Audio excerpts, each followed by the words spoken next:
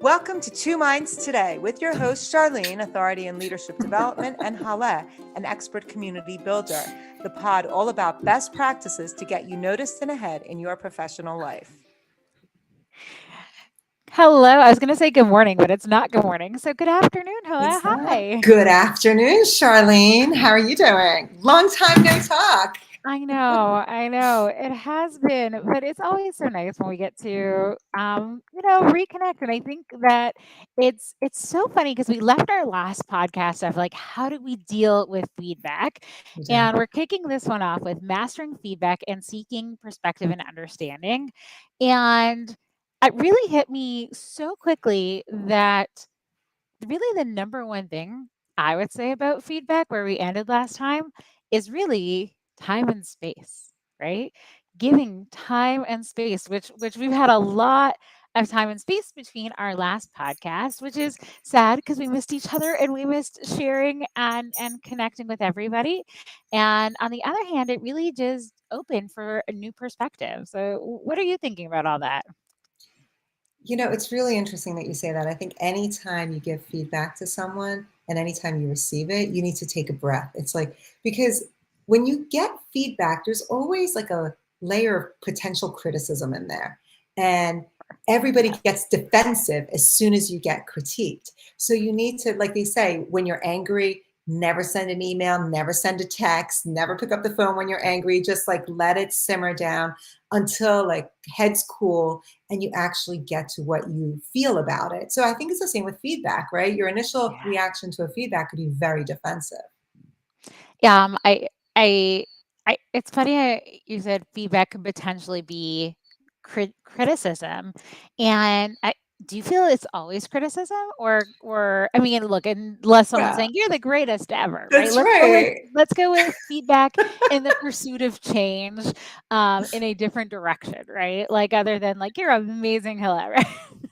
Well, look, I think that feedback is always going to be perceived as criticism unless you feel like tremendous confidence and you feel very comfortable being in your position. Because if you feel very comfortable being in your position, you're essentially a partner with the person who's giving you the feedback. It doesn't feel like an evaluation or a feedback. It just feels like, okay, we're brainstorming. How can we shift, pivot, make it better? And you're in it right there. But when you feel like you're getting evaluated, there is this hierarchy that's going on. And Yeah. I think because of that, it's more likely that a person perceives it as criticism rather than let's work together to the I greater good of the love company. diving into what you just said, the hierarchy of your own personal emotions, right? Because this is really about seeking and understanding feedback when it is given to you, not giving feedback to someone else in this podcast. And that's there's 400 things going on in your mind when someone's talking to you, right? First, you're like, no, that's not true, right? And then you're like, okay, it is true. Or you're a person who like, oh my God, everything I need to change everything about myself now. There, you have 10 things going It's on true. in your mind at the same time, and I think part of giving the space and time is even look, I'm an outward processor, and even for me, sometimes we just need to like break those things apart, right? Especially if someone who's giving you the feedback isn't so great at giving feedback. So you've got to like pull out the emotions from it. And even if they are great, if it's something you just didn't want to hear, or frankly, if it's something you were already beating yourself up over, and it's so many things. So really just like if you can get to a place where you're listening, you're taking it in, and then you just give yourself time to react. You just take that space. Because even the worst things, like 6 months, honestly, even 6 hours later, just feel differently. It's true, which is why I think it's tremendously important that when you get feedback, you try and find a sounding board, right? Yep. Find somebody else who you trust, who you can bounce it off of, who is objective, who's not always like completely takes, we all have those friends who, whatever you say, they're like, yeah, you're absolutely right. You dated that guy and you broke up. He sucks. Let's go kill him, right? Like, you don't want to go to that friend. You want to go to your friend who has a professional head about them because you're going to them about your profession and your job, who will be that sounding board, who can help you look at the feedback that you got in the most objective way and in the way that is most informative for you to be successful in your profession.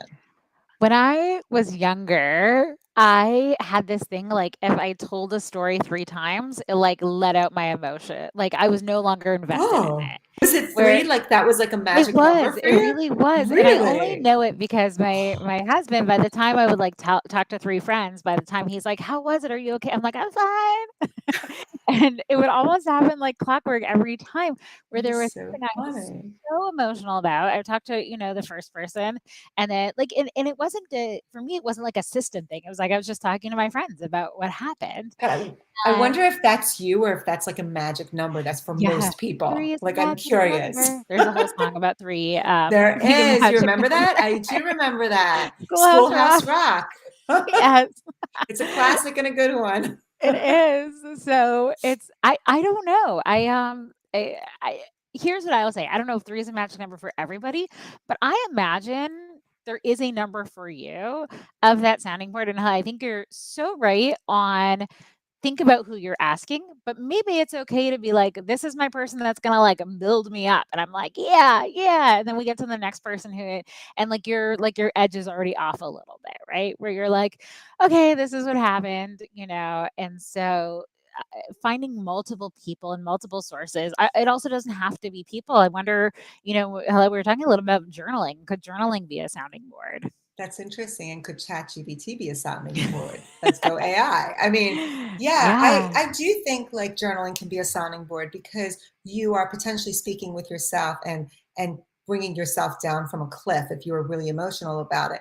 But know thyself. Some people Yes. cannot bring themselves to a space and will instead like vociferate and make it worse and intensify whatever feedback that they got, negative or positive, right? It's also not Yes. okay, I think, to run away with positive feedback 100%. and not be aware of everything else that's there, right? So Yes. no, I think knowing yourself is incredibly important. But it brings us to our third point, which is listening to understand, right?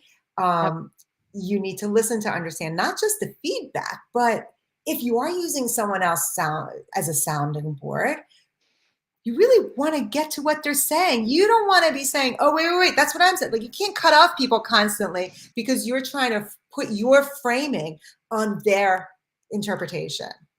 Yeah, so listening to understand is one of the base levels of dialogue practice that I used, and it's often used in like a very charged situation where I believe one thing and you believe another thing, and so often we're listening to critique, and this is the same with feedback, For right? sure. Your boss is like, I really wish you said X instead of Y, right? And you're like, no, but this is why I did it, right? And instead of having that like conflict or competitive attitude, you're just listening to see what you don't understand, right? Like if your boss is saying like maybe, you really took a step back in that meeting. That's let's use a concrete example. And in your head you're like, yeah, because I didn't have authority and I didn't have this and I didn't have that. And your feedback is your boss is telling you, and instead of saying, well, you put me in that place to not be able to, it's like, okay, what am I not understanding? Maybe that what I'm hearing now is my boss actually is giving me the authority. It's whatever else is making me feel like I didn't have it. And then that means that is a critical skill I need to start working on of how and when to express myself, because that's the piece I didn't understand about myself. I think it's hard to listen to understand because even Yes. if we have confidence in our abilities, even if we are coming from a space of trying to be open to it, I think a lot of times people have fear that an evaluation could mean that it's going to affect their compensation or they might lose their For sure it job if might. you're in a bad That's job real. environment, right? And Yep. that like brings about like a guttural fear that everyone has of being able to sustain themselves. And I think when you come from that place of fear, it's very easy to get defensive and protective. So I think Yeah. that's, the reasoning behind why it's hard to listen to understand. And Mm. sometimes I wonder what you think about this, Charlene, like the office politics of acknowledging that you need to, fix something and change something. Maybe there's this way to do it and a way not to do it because Yeah. it might not reflect well or it might reflect well depending on how you I change First of your all, behavior. 100%, there's ways to do it and ways not to do it. And I think that, for your own personal growth, no matter what environment you're in, you are listening to understand to better yourself, right? It's really about you and your personal and professional growth. No matter who or what is coming at you, pull apart what works for you, what doesn't work for you. After you've given yourself space, you've vented, you've done all of that work, then it's just sit with it and be like, okay, that person was toxic. 95% of what they said is garbage. But here's this one thing I'm going to take away, and I'm going to take it to my next job, right? Because I want to end with number 4, which we usually only have 3 tips, but today we have 4 tips. Is really sometimes it's just a toxic environment, And you right? just have to leave, right? Sometimes Yep. it doesn't work. And even if it's not a toxic environment for others, it just might not be something that works for you. It might not be a good fit of personalities, a good fit of a Yes. profession, a good fit of what skills you bring to the table and the experience that Yeah. you have. So it is okay to consider that. And whenever something doesn't work, there's other opportunities. There's plenty of opportunities out there. And your Yeah. goal is to find the best fit for your skill set in order to Yeah. shine and succeed in your profession. I actually think emerging Yeah. professionals are actually much better at this than any of the other generations, right? I think I younger agree. Generation Z that's just coming into the workforce now is Much just so better. much better at being like, this doesn't align with who or what I am, and there's other places to go. And I think that there is absolutely something to be learned for that.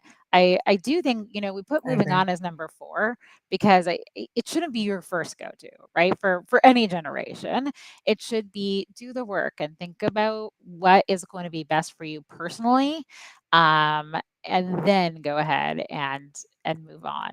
And you can move on for 100 reasons, right? 100%. There's Yeah, so no, I totally agree. All right, so I'm going to try and wrap it up for us and summarize. So you're out there, you're getting feedback, right? It's time for your evaluation, your monthly, yearly. I hope it's not monthly or weekly. That's really painful.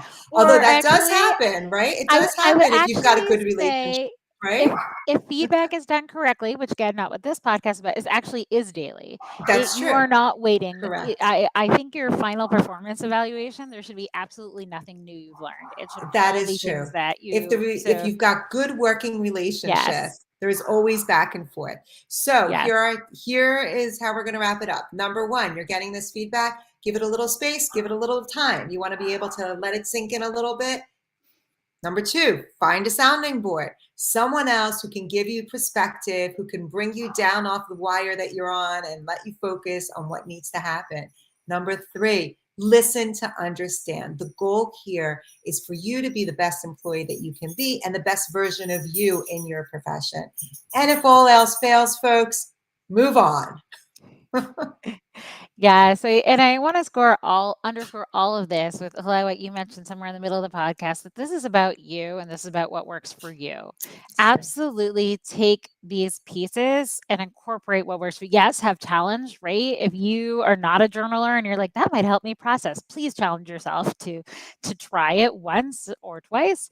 But really think this is about listening to feedback is about your own professional and personal growth and what works. That's true. So and really this is about mastering feedback where you're seeking your perspective and understanding. So thanks for joining us today, everybody. Thank you, everybody. And remember to learn a little bit more every day. On to Yes. next week. Can't wait to see you all. On to next week. Okay, I think I have a outro song. Let's see if it works.